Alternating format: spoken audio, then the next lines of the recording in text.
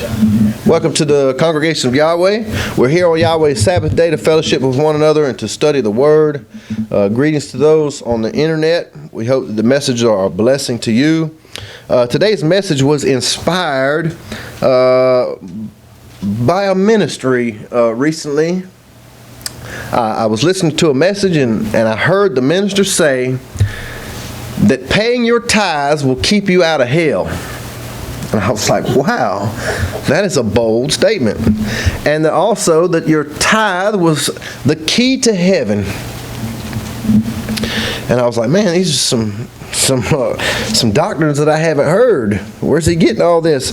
And another said that the first sin of Adam was the tithe. I was like, wow. And he went through the scriptures, and I guess that tree belonged to Yahweh. And the tithe belongs to Yahweh, so obviously he was stealing the tithe. And he based his whole message on this. But today's message is entitled, Stealing the Tithe. And I'm going to go through a lot of scriptures so we can put all the information on the table. I'm going to start in some of the stuff we've already read today, by the way. But I'm going to start in Genesis. And what we're going to conclude from this message is Yahweh has a system of economics. He has a system to make sure people that don't have, that people that are called to a certain responsibility, an office, they're provided for as well. And then we're also going to discover that there is a mainstream doctrine out there, and they are stealing from the people, and they're not being worthy. They're not being faithful stewards of the money that doesn't belong to them in the first place. I'm going to start in Genesis chapter 14.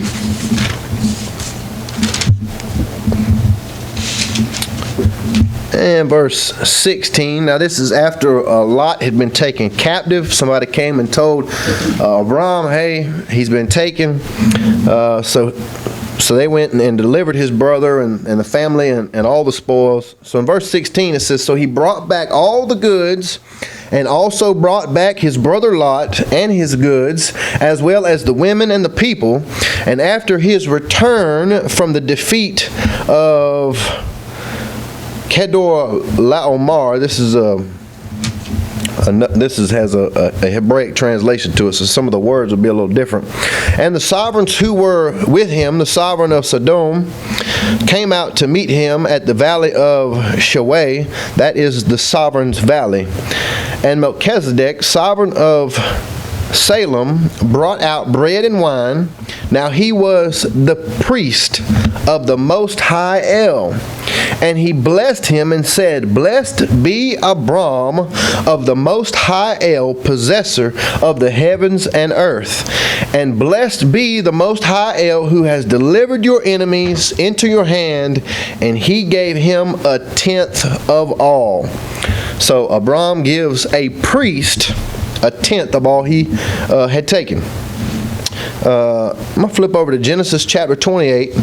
And again, we're just going to go through the scriptures and see what the scriptures say about offerings and tithes and where they go. And then we'll end up with what's going on in today's mainstream. Genesis chapter 28, verse 12. This is a dream of Jacob.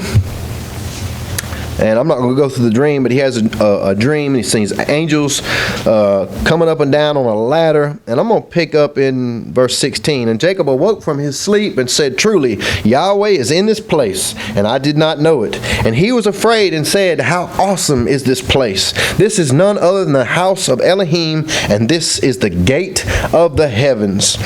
And Jacob rose early in the morning and took the stone that he had put at his head, set it up as a standing column, and poured oil on top of it.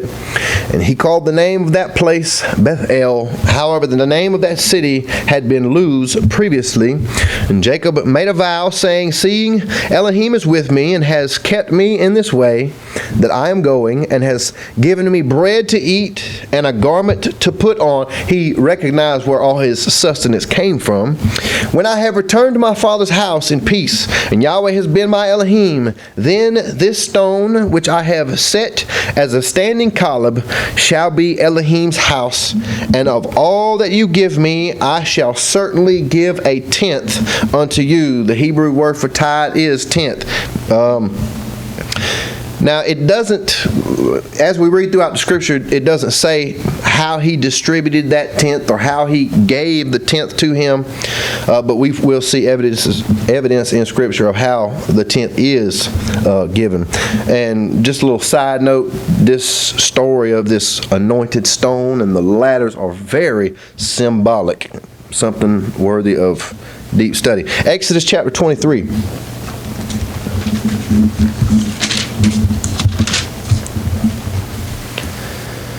Starting in verse 9. And do not oppress a sojourner, as you yourselves know the heart of a sojourner, because you were sojourners in the land of Egypt.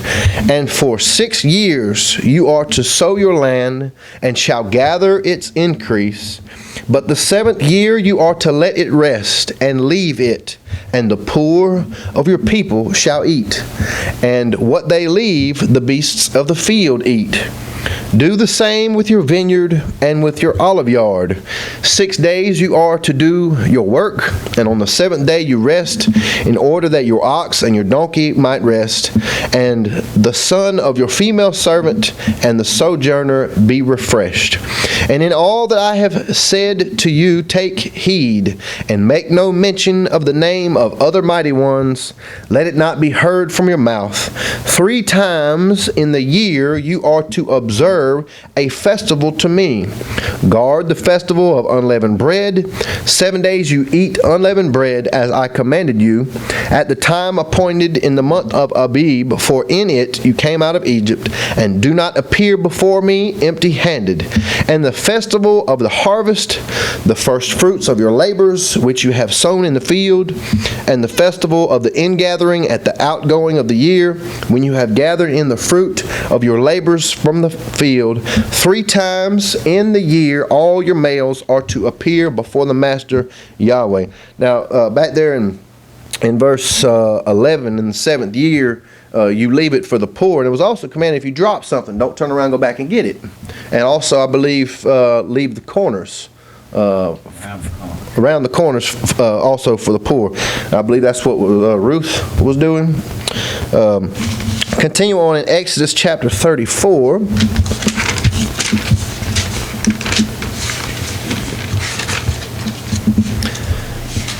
Exodus chapter 34, starting in verse 18. Guard the festival of unleavened bread. For 7 days you do eat unleavened bread, as I commanded you, in the appointed time, the month of Abib, because in the month of Abib you came out from Mitzrayim. Everyone opening the womb is mine. And every male firstborn among your livestock, whether bull or sheep, but the firstborn of a donkey you ransom with a lamb. And if you do not ransom, then you shall break his neck. Every firstborn of your sons you shall ransom, and they shall not appear before me empty-handed. And I guess ransom is to purchase it back. 6 days you work, but on the 7th day you rest. In plowing time and in harvest you rest. And perform the festival of weeks for yourself, of the first fruits of wheat harvest, and the festival of ingathering at the turn of the year. 3 times in the year all your men are to appear before the Master Yahweh, the Elohim of Israel. Now, every time he's saying come to these feasts, don't come empty-handed. Leviticus chapter 27.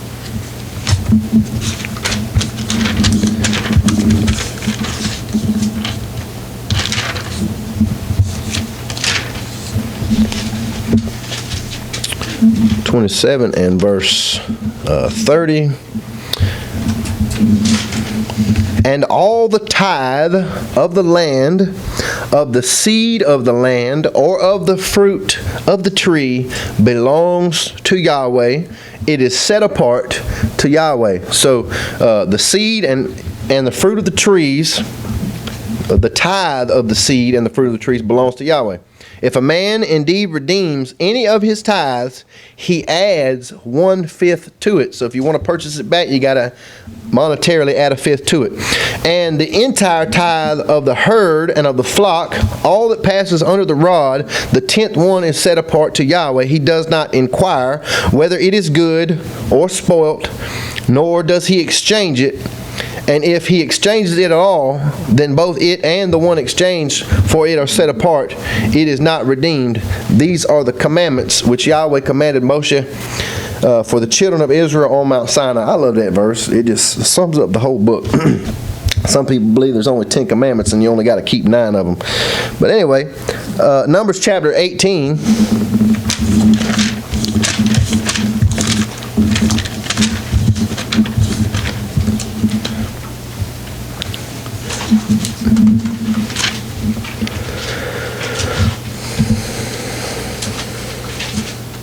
Now, in verse 1, he starts off speaking to Aaron, and he's about to give some instructions to Aaron. And I'm going to read quite a bit from this. I'm going to start in verse 5 just for the sake of time. And you shall guard the duty of the set-apart place and the duty of the altar, so that there be no more wrath on the children of Israel. And see, I myself have taken your brothers, the Levites, from the midst of the children of Israel, a gift to you given by Yahweh to do the service of the tent of meeting. But you and your sons with you are to guard your priesthood for all matters at the altar and behind the veil, and you shall serve, and I have given you the priesthood as a gift for service, but the stranger who comes near is put to death. And Yahweh spoke unto Aaron, and see, I myself have also given you the charge of my contributions, all the set-apart gifts of the children of Israel. I have given them to you for the anointing, and to your sons a law forever. So he's speaking to Aaron, and he says that all this has been given to you. Verse 9, this is yours of the most set-apart gifts from the fire, all their offerings, all their grain offerings, all their sin offerings, and all their guilt offerings, which they render to me, are most set apart for you and your sons. Eat it in the most set apart place. Every male eats it. It is set apart to you. So all these things that they're supposed to collect from the children of Israel belong to the Levites. It was a gift. Eat it in the most set apart place. Every male eats it. It is set apart to you. This also is yours, the contribution of their gift, with all the wave offerings of the children of Israel. I have given them to you, and your sons and daughters with you, as a law forever. Everyone who is clean in your house eats it. All the best of the oil, all the best of the new wine and the grain, their first fruits, which they give to Yahweh, I have given them to you. The first fruits of all that is in their land, which they bring to Yahweh, are yours. Everyone who is clean in your house eats it. All that is dedicated in Israel is yours. Everyone opening a womb of all flesh, which they bring to Yahweh, whether man or beast, is yours. But the firstborn of man you shall certainly ransom, and the firstborn of the unclean beast you ransom. And ransom their ransom ones with 1 month old, according to your valuation, 5 shekels of silver, according to the shekel of the set apart place, which is 20 gerahs. But the firstborn of a cow, or the firstborn of a sheep, or the firstborn of a goat, you do not ransom. They are set apart. Sprinkle their blood on the altar, and burn their fat as an offering made by fire, for a sweet fragrance to Yahweh, and their flesh is yours. After Yahweh got his portion, the fat and the blood, the flesh belonged to the Levites. It was for them to eat. All the contributions of the set-apart gifts which the children of Israel present to Yahweh, I have given to you, and your sons and daughters with you as a law forever. It is a covenant of salt forever before Yahweh with you and your seed with you. And Yahweh said to Aaron, you are not to have an inheritance in their land, nor have any portion in their midst. I am your portion and your inheritance amongst the children of Israel. And see, I have given the children of Levi all the tithes in Israel as an inheritance in return for the service which they are serving, the service of the tent of meeting. After we read just that much so far, we can ask the mainstream world out there, is your tithe going to the Levites? And let the children of Israel no more come near the tent of meeting, lest they bear sin and die, because the Levites shall do the service of the tent of meeting. So they themselves bear their crookedness, a law forever throughout your generations, that among the children of Israel they are to have no inheritance. But the tithes of the children of Israel, which they present as a contribution to Yahweh, I have given to the Levites as an inheritance. That is why I have said to them, among the children of Israel they have no inheritance. And Yahweh spoke unto Moses, saying, speak to the Levites, and say to them, when you take from the children of Israel the tithes which I have given you from them as your inheritance, then you shall present a contribution of it to Yahweh, a tenth of a tenth. So a tithe of the tithe was to come from the tithe. And your contribution shall be reckoned to you as grain from the threshing floor, and as filling from the wine press. Thus you also present a contribution unto Yahweh from all your tithes which you receive from the children of Israel, and you shall give from it the contribution to Yahweh to Aaron the priest.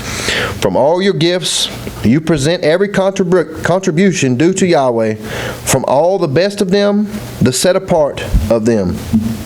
And you shall say to them, when you have presented the best of it, then the rest shall be reckoned to the Levites as the yielding of the threshing floor and as the yielding of the winepress, and you shall eat it in any place, you and your households, for it is your reward for the service of the tent of meeting.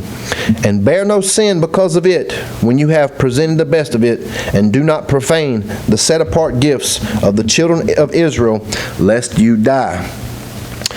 Deuteronomy chapter 12.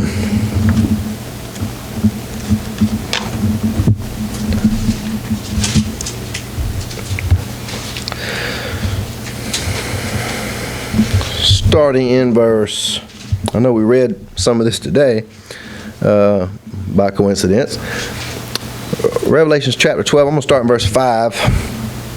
But seek the place which Yahweh your Elohim chooses out of all your tribes to put his name there for his dwelling place, and there you shall enter.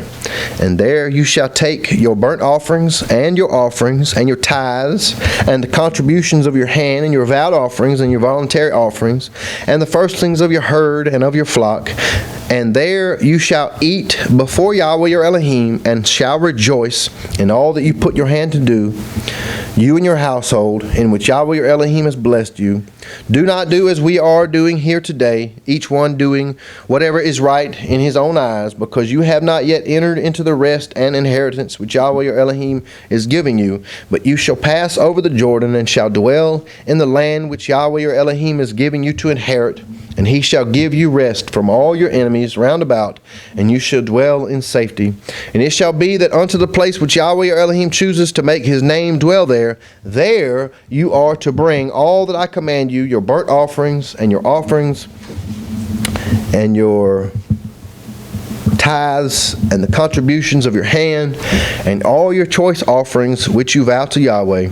And you shall rejoice before Yahweh your Elohim, you and your sons, and your daughters, and your male servants, and your female servants, and the Levite who is within your gates, since he has no portion nor inheritance with you. Guard yourself that you do not offer your burnt offerings in every place that you see, except in the place which Yahweh chooses, in one of your tribes. There you are to offer your burnt offerings, and there you are to do all that I command you. Only whatever your being desires you shall slaughter and eat. according to the blessing of Yahweh your Elohim, which he has given you within all your gates. The unclean and the clean do eat of it, of the gazelle and the deer alike. Only the blood you do not eat. Pour it on the earth like water. You are not allowed to eat within your gates the tithe of your grain, or of your new wine, or of your oil, or of the firstlings of your herd or your flock, or of any of your offerings which you vow, or of your voluntary offerings, or of the contributions of your hand. But eat them before Yahweh your Elohim in the place which Yahweh your Elohim chooses, you and your son and your daughter, and your male servant and your female servant, and the Levite who is within your gates. And you shall rejoice before Yahweh your Elohim in all that you put your hands to do. Guard yourself that you do not forsake the Levite as long as you live in your land. When Yahweh your Elohim enlarges your border, as he has promised you, and say, let me eat meat, because you long to eat meat, you eat as much meat as your being desires. When the place where Yahweh your Elohim chooses to put his name is too far from you, then you shall slaughter from your herd and from your flock, which Yahweh has given you, and as I have commanded you, and you shall eat within your gates as much as your being desires. Only as the gazelle and the deer are eaten, so you are to eat of it. The unclean and the clean alike eat of it. Only be firm not to eat the blood, for the blood is the life. Do not eat the life with the meat. Do not eat it. You pour it on the earth like water. Do not eat it, that it might be well with you and your children after you, when you do what is right in the eyes of Yahweh. Only the set apart gifts which you have, and the vow offerings which are to take up and go to the place which Yahweh chooses. And you shall make your burnt offerings, the meat and the blood, on the altar of Yahweh your Elohim. And the blood of your offerings is poured out on the altar of Yahweh your Elohim, and you eat the meat. Guard and obey all these words which I command you, that it might be well with you and your children after you forever, when you do what is good and right in the eyes of Yahweh your Elohim. When Yahweh your Elohim does cut off from before you the nations. Okay, I'm going to go to the next, Deuteronomy chapter 14.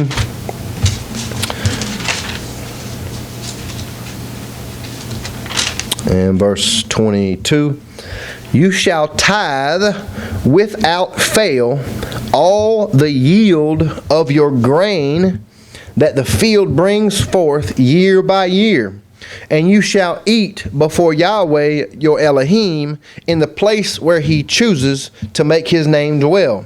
The tithe of your grain and your new wine and your oil and the firstlings of your herds and your sheep, so that you learn to fear Yahweh your Elohim always. We'll also notice as we go through discussing the tithe here, everything that they're tithing can be consumed. Everything that they're tithing can be eaten. And that's also reiterated in several other verses.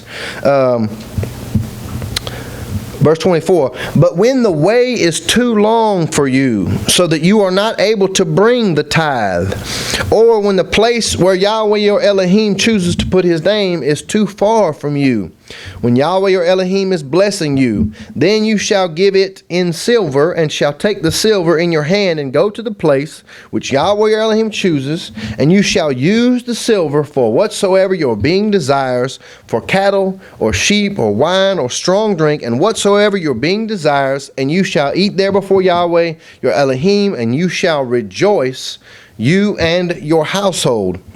So if the place was too far, transfer it to money, and then when you get there, transfer it back to whatsoever your soul desires, and celebrate before Yahweh. Verse 27, and do not forsake the Levite who is within your gates, for he has no part nor inheritance with you.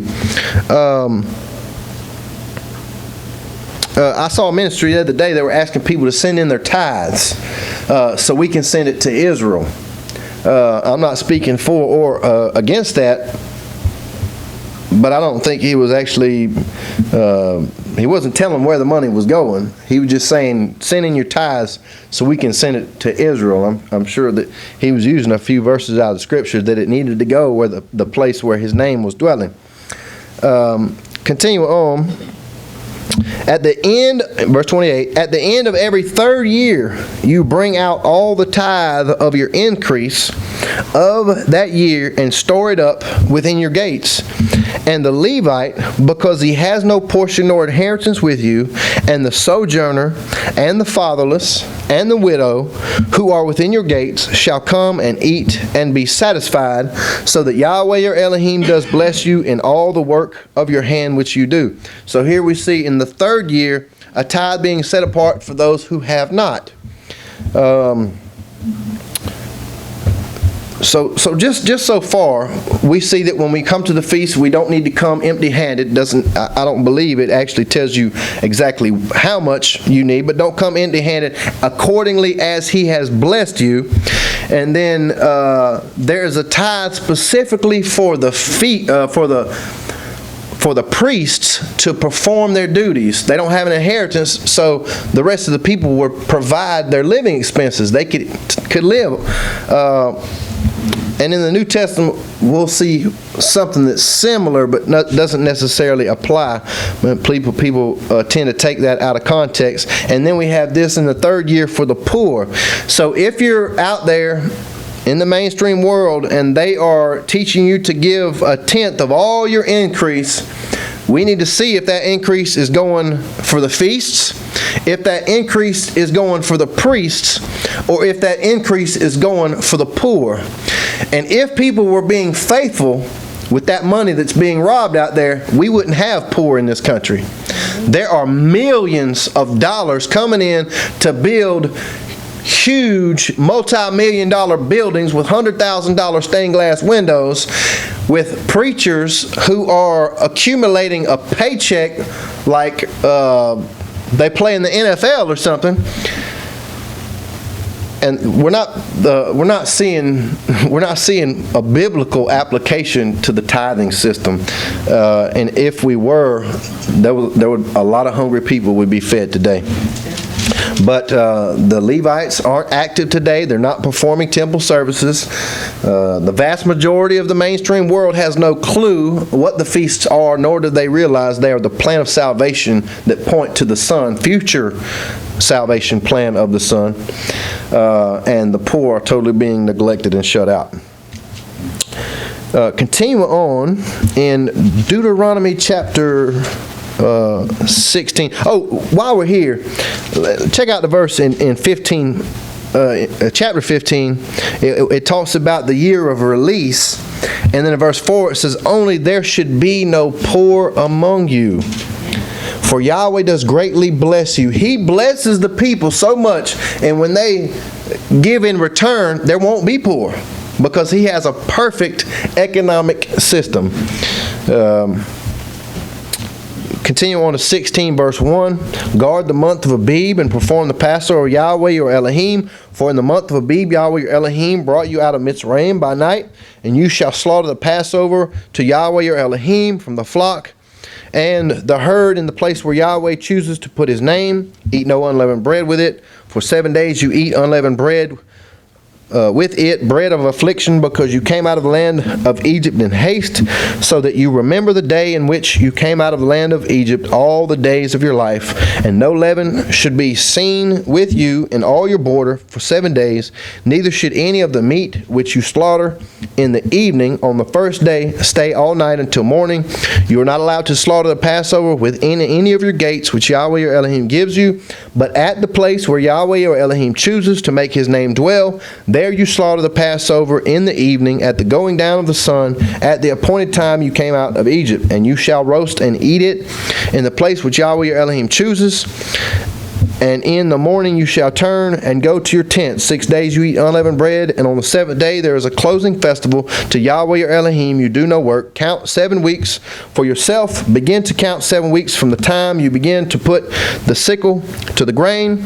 And you shall perform the festival of weeks to Yahweh your Elohim according to the voluntary offerings from your hand, which you give as Yahweh your Elohim blesses you. You give as He blesses you. And you shall rejoice before Yahweh your Elohim, you and your son and your daughter and your male servant and your female servant and the Levite who is within your gates and the stranger and the fatherless and the widow who are in your midst. Now notice the people who are taken care of here. You have the Levites who are performing their duty. You have the stranger who is in your midst, the fatherless, that would be the orphans, and the widows. Now it doesn't say about anybody sitting in their house in the middle of the day eating steaks collecting a welfare check. It's not referring, it's people who need help. I won't get into that system. Continue on. And you shall remember that you were a slave in Egypt, and you shall guard and do these laws. That's an interesting verse right there. He's saying that you rejoice, and he's already talking about providing for and rejoicing with the Levite, the stranger, the fatherless, and the widow. And he says, remember that you were slaves in Egypt. He says just about the same thing after the Sabbath commandment in Deuteronomy.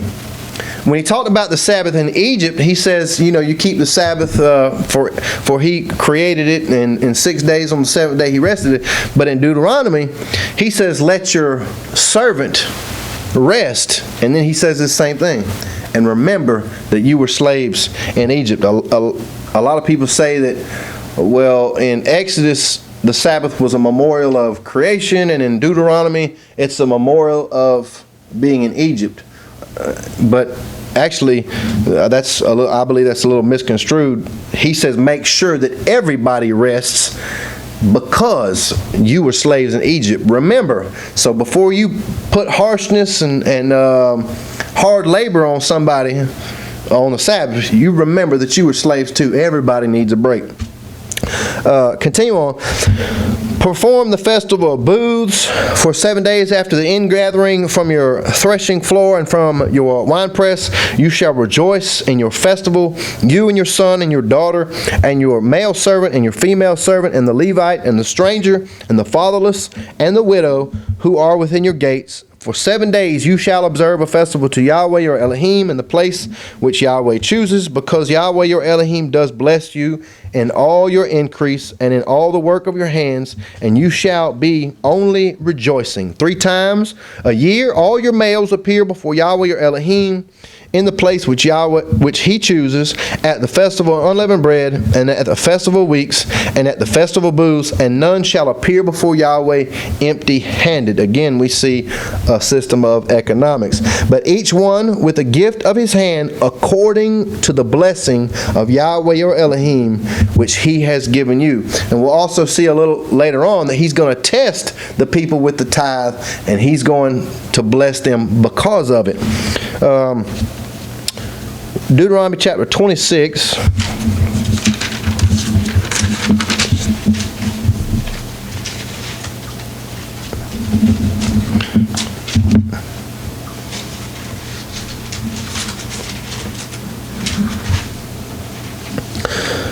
Starting in verse 1, and it shall be when you come into the land which Yahweh your Elohim is giving you as an inheritance, and you possess it and dwell in it, that you shall take some of the first of all the fruits of the soil which you bring from your land that Yahweh your Elohim is giving you, and you shall put it in a basket, and go to the place where Yahweh your Elohim chooses to make his name known, and you shall come to the one who is a priest in those days, and say, I shall declare today to Yahweh your Elohim that I have come to the land which Yahweh sware to our fathers.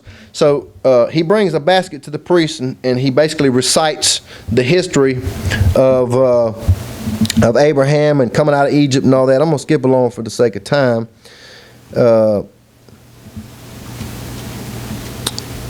Starting in verse 10, it says, and now see, I have brought the first fruits of the land which you, O Yahweh, have given me. And he recognized where it came from. Then you shall place it before Yahweh your Elohim, and bow down before Yahweh your Elohim, and shall rejoice in all the good which Yahweh your Elohim has given to you and your house, you and the Levite and the stranger who is among you. when you have completed tithing, all the tithe of your increase in the 3rd year, which is the year of tithing, and have given it to the Levite, to the stranger, to the fatherless, to the widow, and they have eaten within your gates and have been satisfied, then you shall say before Yahweh your Elohim, I have put away the set apart portion from my house, and also have given it to the Levite, the stranger. So here he's basically saying, after you present your tithe, you say an oath that you didn't steal that tithe and it went where it was supposed to. I'm going to continue on to 2 Chronicles chapter 1.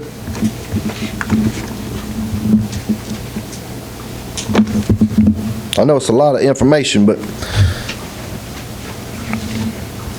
I'd like to present everything that applies, and I'm sure there's a lot more. 2 Chronicles chapter 31. And they just had a revival in Israel. And at the completion of all this, all Israel who were present went out to the cities of Judah and broke down the pillars and cut down the Asherim and tore down the high places and the altars from all Judah and Benjamin and in Ephraim and Manasseh even to completion. Then all the children of Israel returned to their own cities, each to his own possession. That's what a real revival looks like, getting all this paganism out of the body. And Hezekiah appointed the divisions of the priests and of the Levites according to their divisions, each according to his service of the priests and Levites for burnt offerings and peace offerings, to serve and to give thanks and to praise in the gates of the camp of Yahweh. And the sovereign appointed a portion of his possessions for the burnt offerings, for the morning and evening burnt offerings, and the burnt offerings for the Sabbaths and for the new moons and for the appointed times, as it is written in the Torah of Yahweh. And he said to the people, those who dwelt in Jerusalem, to give the portion for the priests and the Levites, so that they are strengthened in the Torah of Yahweh. And as the word spread, the children of Israel brought large quantities of the first fruits of grain and wine and oil and honey and all the increase of the field. And they brought in the tithe of all, a large amount. And the children of Israel and Judah, those who dwelt in the cities of Judah, brought the tithe of cattle and of sheep, even the tithe of the set-apart gifts, which were set apart to Yahweh, their Elohim, were brought in, and they gave heaps and heaps. In the 3rd month, they began to pile up the heaps, and they finished in the 7th month. So for 3 months, they were piling up the tithe. And Hezekiah and the leaders came and saw the heaps, and they blessed Yahweh and his people Israel. And Hezekiah asked the priests and the Levites about the heaps. And Azariahu, the chief priest from the house of Tzadok, answered him and said, since they began to bring the offerings into the house of Yahweh, we have had enough to eat and have plenty left, for Yahweh has blessed his people, and a great amount is left over. So they're asking about the heaps, and he said, this is just leftover. We've already eaten and are full. Another hint that the tithe was food. And Hezekiah ordered them to prepare rooms in the house of Yahweh, and they prepared them. I'm going to skip over to verse 16. And this talks about the distribution. Besides those males from 3 years old and up, who were written in the genealogy, they distributed to everyone who entered the house of Yahweh his daily portion for the work of his service by his division. And to the priests who were written in the genealogy according to their father's house, and to the Levites from 20 years old upward by their duties in their divisions, and to all listed in their genealogies, their little ones and their wives, their sons and daughters, all the company of them, for in their trustworthiness they set themselves apart in set apartness. And for the sons of Aaron the priests who were in the fields of the open land of their cities, in each and every city there were men who were called by name to distribute portions to all the males among the priests, and to all were listed by the genealogies among the Levites. And Hezekiah did this in all Judah, and he did what was good and what was right and what was true before Yahweh Elohim. and in every work that he began in the service of the house of Elohim, in the Torah, and in the command to seek his Elohim with all his heart, and he did and prospered. Nehemiah.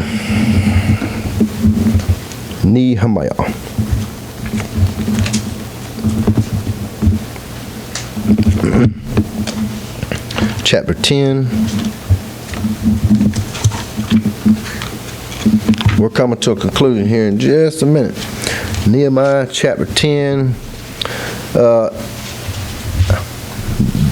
There's another revival going on. A group had decided to become obedient, and they put their seal to it. I'm going to start in verse 28. And the rest of the people, the priests, the Levites, the gatekeepers, the singers, the Nethinim, and all those who had separated themselves from the people of the lands unto the Torah of Elohim, their wives, their sons, their daughters, all who had knowledge and understanding were joining with their brothers, their nobles, and were entering into a curse and into an oath to walk in the Torah of Elohim, which was given by Moses, the servant of Elohim, to guard and do all the commands of Yahweh our Master and his right ruling and his laws. Let me skip down a little bit. Start in verse 34. And we cast lots among the priests and the Levites and the people for bringing the wood offering into the house of our Elohim according to our fathers' houses at the appointed times year by year, to burn on the altar of Yahweh our Elohim as it is written in the Torah, and to bring the first fruits of our soil and the first fruits of all fruit of all trees year by year to the house of Yahweh, also to bring the firstborn of our sons and our livestock, as it is written in the Torah, and the firstlings of the herds and of our flocks to the house of our Elohim, to the priests attending in the house of our Elohim, and that we should bring forth first fruits of our dough and our contributions, and the fruit from all kinds of trees, of new wine and of oil, to the priests, to the storerooms of the house of our Elohim, and the tithes of our land to the Levites, for the Levites should receive the tithes in all our rural towns, and the priests, the son of Aaron, shall be with the Levites when the Levites receive tithes, and the Levite bring up a tenth of the tithes to the house of Elohim, to the rooms of the storehouse. For the children of Israel and the children of Levi bring the offering of the grain and of the new wine and of the oil to the storerooms where the vessels of the set-apart place are, where the priests who attend and the gatekeepers and the singers are, and we should not neglect the house of our Elohim.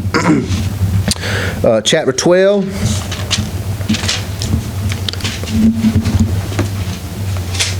Verse 44.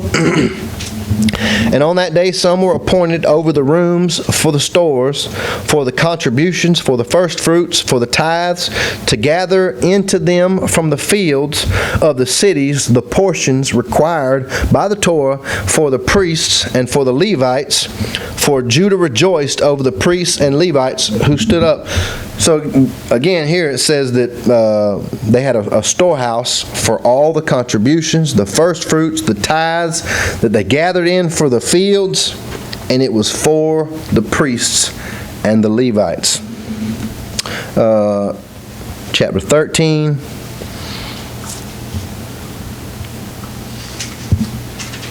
And it just repeats the same thing in verse 5. It says that they had a storehouse of grain and frankincense and all this good stuff for the Levites and the singers. Now, let's go over here to the New Testament. I'm sorry, one more. Malachi. This is a very well-known verse used in the mainstream out there.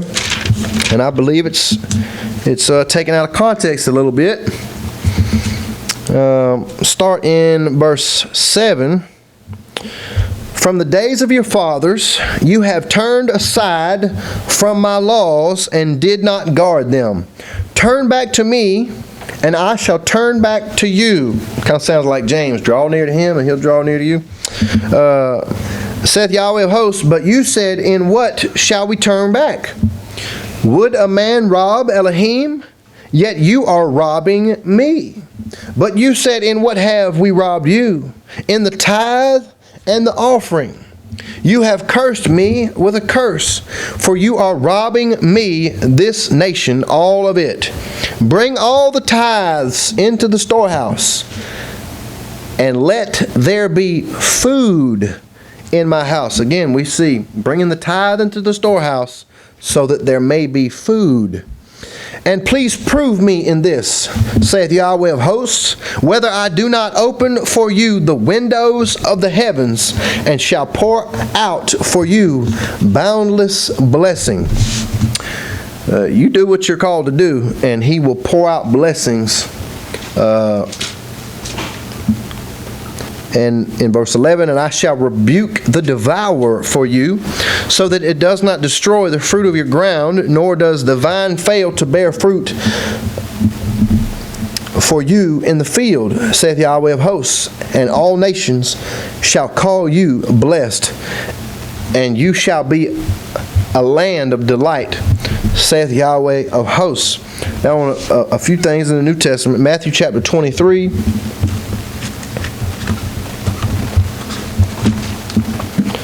Here's a rebuke from the Messiah. 23:23. Woe to you, scribes and Pharisees, hypocrites, because you tithe the mint and the anise and the cumin, and have neglected the weightier matters of the Torah, the right ruling and the compassion and the belief. These need to have been done without neglecting the others. So here he says, yeah, you should have been tithing these herbs or spices, but you should have not neglected the weightier matters of the Torah. And I'm just going to bring to mind, there's actually a couple chapters back, Matthew 19, I believe, he says, a man came to him and says, what must I do to inherit eternal life? And he starts naming some of the commandments, 4 of them as a matter of fact. And then he said, love your neighbor as yourself. That's a different commandment. He said, all these I've kept from my youth. And he said, one thing you lack. Sell all that you have and give to the poor. So it shows that this man was neglecting the tithe of the poor. Or his heart wasn't right with the riches that he did have. And he goes on, they said, well, who can enter into the kingdom? And he says, with Yahweh all things are possible. 1 Corinthians chapter 9, we've got 3 more. We're going to close out. 1 Corinthians chapter 9, starting in verse 1. Well, I'm going to skip on a little bit for the sake of time. Paul says that he has the right to have a wife if he so choose, and he has a right to eat and to drink. I'm going to start in verse 9. 7. Start in verse 7. It says, who serves as a soldier at his own expense, who plants a vineyard and does not eat of its fruit, or who shepherds a flock and does not feed on the milk from the flock. There's a principle that this is one of the things that kind of tied in with the Levitical priesthood. Paul's showing a similarity with this. Do I say this as a man, or does not the Torah say the same thing? For it has been written in the Torah of Moses, you shall not muzzle an ox while it treads out the grain. Is it about oxen Elohim is concerned? Or does he say it because of us all? For this was written because of us, that he who plows should plow in expectation, and the thresher in expectation of sharing. If we have sown spiritual seed among you, is it too much if we reap material goods from you? If others share authority over you, should not rather we? But we have not used this authority, but we put up with all, lest we hinder the good news of the Messiah. Do you not know that those serving the set-apart place eat from the set-apart place, and those attending at the altar have their share of the offerings of the altar? This is some of the stuff we've already read about. So also the Master instituted that those announcing the good news should live from the good news. But I have used none of these, nor have I written this, that it should be done so to me. For it would be better for me to die than that anyone should make my boasting empty. For if I bring the good news, it is no boasting for me, for necessity is laid on me. And woe is me if I do not bring the good news. For if I do this voluntarily, I have a reward. But if not voluntarily, I am entrusted with a management. What then is my reward? That in bringing the good news, I should offer the good news of Messiah without cost. That's deep right there. What is his reward? That in bringing the good news, I should offer the good news of Messiah without cost. Now, there's some ministries out there have a really good message, and I've went to a few websites and I'm wanting to hear more of the message, but you got to buy a DVD for $35 to get more of the message. I understand if you want an offering, or if you need an offering, if you need something for the ministry to go on, fine, ask for offering, but don't say it's a demanded tithe. I don't get that. You know, he says, I don't know. I get a little bitter at some of the ministries out there who retain all this knowledge but demand a tithe in return for it. I understand a donation. I understand an offering. Anyway, continue on. But what he's saying here, it says that Paul was a tent maker, that he also worked with his hands, but he did have power. If he's presenting spiritual things, it was good for him to receive materially, to provide for his journey, which is what he's going to say here in 1 Corinthians chapter 16. 16 verse 1, and concerning the collections for the set apart ones, you are to do as I gave orders to the assemblies of Galatia on the first day of the week. Let each one of you set aside, storing up whatever he is prospered, so that there be no collections when I come. This was for the preaching of the gospel, his traveling, and they were setting apart, but this does not say they were collecting a tithe for Paul. And then I want to close out in 2 Peter chapter 2. And I believe this kind of sums up what we see going on in the mainstream. 2 Peter chapter 2, starting in verse 1. But there also came to be false prophets among the people, as also among you there shall be false teachers, who shall secretly bring in destructive heresies, and deny the master who bought them. I believe we deny him by our actions, bringing swift destruction on themselves. And many shall follow their destructive ways, because of whom the way of truth shall be evil spoken of, and in greed, with fabricated words, they shall use you for gain. I believe another translation says they will make merchandise of you. From of old their judgment does not linger, and their destruction does not slumber. Let's thank Yahweh that it's all here in the Word. All we have to do is search it out. And it is our responsibility to be good stewards of what He gives us and know where it's going. Yahweh bless.